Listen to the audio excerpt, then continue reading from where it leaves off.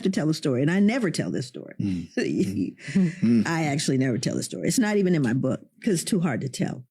We'll keep it between us. Yes. Yeah. No, it's all good. It's all good. I was living in Portland, Oregon at the time. My fault. Yeah, I'll never forget this. And I have two sons. My oldest son has ataxic cerebral palsy. Very, he's totally functional. It's not debilitating. It's a mild form of it. And he was going to see his brother, my younger son, to get his ID from him because he had gone to my younger son had an apartment with a friend, and he was going to meet him downtown Portland, which was halfway from where they were, so he could give him his ID. I at the time was in New York lecturing, and so my son is downtown. He's got his brother's ID. He steps off the curb about maybe a foot, 12 inches from the crosswalk. He just steps off. Now, this is absolute truth. He steps off.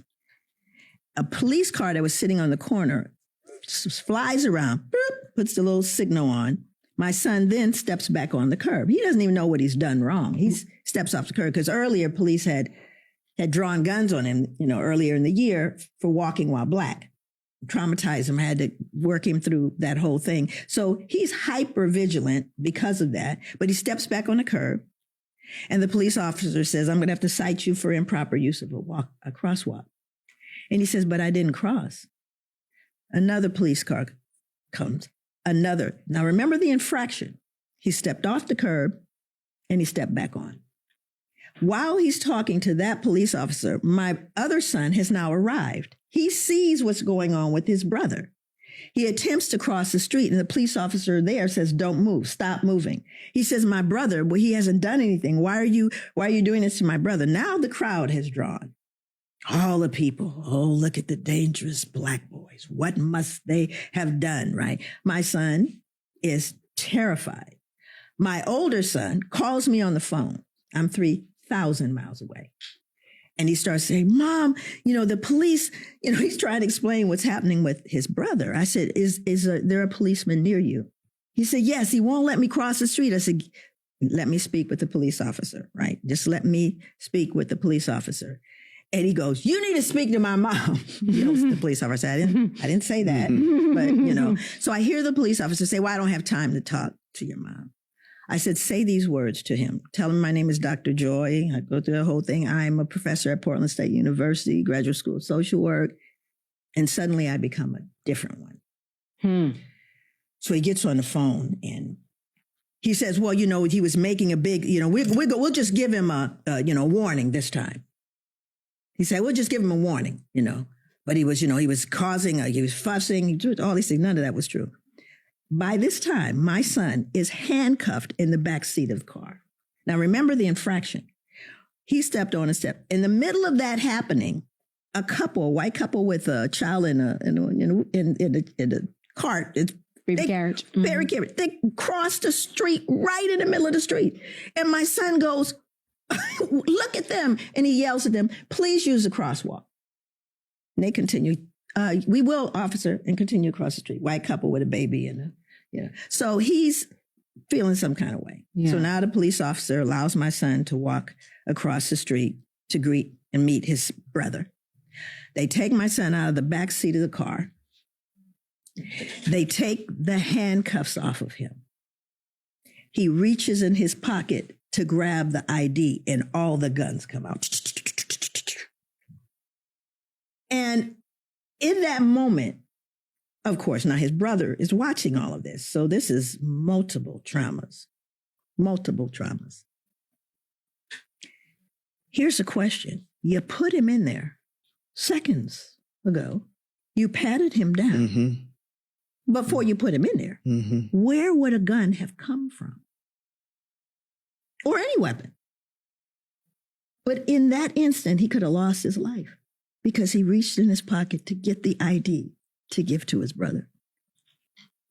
So then I say to my son, my older son, I said, give the phone to Nadim, give it to your brother. And he tries to give it to him, and he won't. He said he won't, Mom. He won't take it. I said, tell him he doesn't have to talk to me. I will talk to him. And he put the phone to his head. He wasn't saying anything because now all the white people are looking. It's a huge crowd, right? Everyone's looking at him. And I said, I want you to keep walking. And when you and your brother are 2 blocks away, I want you to let me know when you're 2 blocks away. Just keep walking, son. Keep walking right now. I'm right here with you. And when he got 2 blocks away, he burst into tears. Mm-hmm. He burst into tears. He said, Mom, they're going to kill me. It doesn't matter that you raised me right. It doesn't matter that I'm a Baha'i or faith. It doesn't matter, Mom. They're going to kill me. Surely they're going to kill me. I was 3,000 miles away. And I said, how dare you, son? How dare you say such a thing? I said, there were people that looked like you that had 100 years of enslavement behind them, and they were looking at nearly 200 years in front of them.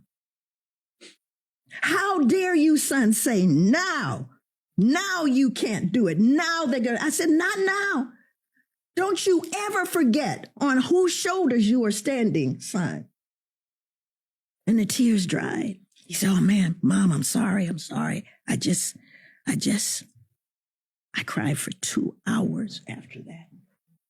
2 hours I cried, 3,000 miles away, trying to save my son. And so for me, when I say that,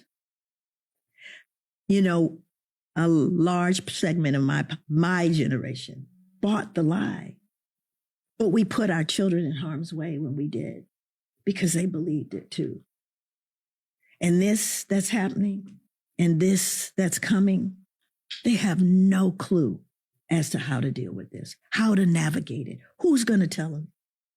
Who's going to explain to them why it's happening now? Because you see, if they knew their history, this would not be a surprise to them. But I do know for sure, if my ancestors endured people grabbing your wife out of the bed and maybe your 6-year-old to trade around that night with whoever was there, when they sold, beat, raped, tortured, and killed us for hundreds of years, are you telling me we can't do this? Mm-hmm. No, there's not a cell in my body that believes that.